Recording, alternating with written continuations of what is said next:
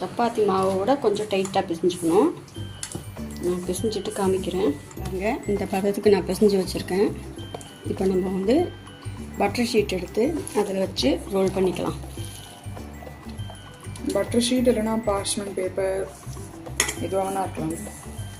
எது வேணாலும் இருக்கலாம். இப்போ நீ வச்சுருக்கிறதே பார்ச்மெண்ட் பேப்பர் தானே? இது ஏதோ ஒரு பேப்பர், ஏதோ ஒரு பேப்பர்லாம் கிடையாது. இந்த பேப்பரில் வச்சு நம்ம இதை வந்து ரோல் பண்ணிக்கணும்.